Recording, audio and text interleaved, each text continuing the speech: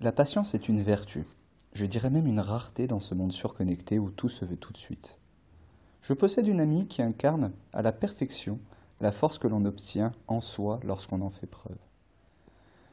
Le temps est ce qui fait mûrir le vin, et toute chose vraisemblablement. Car en réalité, c'est ce que l'on achète constamment avec notre argent, c'est un peu plus de temps. Tant qu'on en a encore, tout va bien.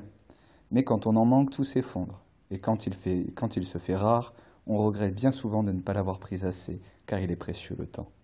Mais ne nous attardons pas plus longtemps sur un délire métacognitif et revenons au réel. Juju, la macaque de notre récit. Jolie Gauloise étant venue se perdre de sa Bourgogne natale sur l'île de Calysté, et ce afin de finir ses études, nous nous sommes rencontrés à l'université où nous étions. Un sacré petit bout de paradis cette fac. Pas très sérieuse, mais offrant un joli refuge et un bel espace de liberté pour de jeunes étudiants. Nous nous retrouvions souvent dans des soirées et des repas d'amis. Nous nous occupions aussi en parallèle de la jeune Cléo, elle en tant que jeune CPE et moi en tant qu'ami et professeur particulier. Nous nous apprécions, bien qu'ayant peu en commun au premier abord. Juju était déjà à l'époque ce que j'ai toujours connu d'elle, une fille prévoyante et méthodique, déterminée dans ses choix et positions. Indépendante et planifieuse, dotée d'un grand cœur, une espèce de maman avant l'heure.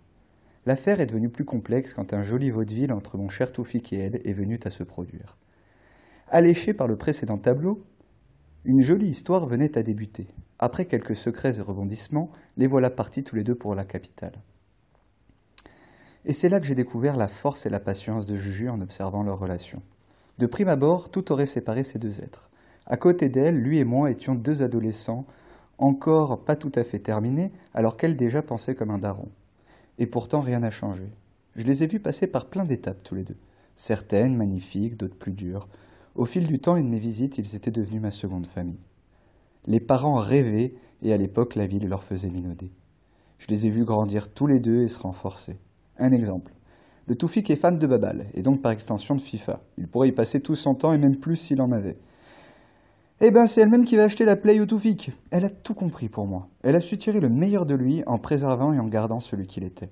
Comme le bon vin, elle l'a laissé mûrir comme elle a laissé mûrir sa relation. Et pourtant, la tempête de la vie est passée sur eux. Mais quand le soleil s'est réveillé, c'était la petite Lysandre qui était dans le lit. Vous ne pouvez pas imaginer à quel point cette petite est l'enfant de l'amour. C'est dingue à quel point c'est un putain de conte de fées. Sérieux. Quand j'ai besoin de force, je les imagine tous les trois dégoulinant de mièvrerie et ça me donne le courage de tout affronter. Je prie pour eux à leur place que leurs lignes ne se séparent jamais. Ils m'ont prouvé qu'avec du temps et en faisant preuve d'un petit peu d'abnégation, on pouvait se battre pour une belle relation. Quand les choses sont bien faites et avec amour, rien ne peut les détruire. Et c'est ça que Juju m'a prouvé. À quel point la patience et la détermination pouvaient être de précieux alliés dans cette vie. Elle porte aujourd'hui son grand cœur dans ses mains, qu'elle donne à présent aux deux personnes qu'elle aime pour affronter le tumulte de la vie. Amour et patience, décidément on est dans un putain de conte de fées.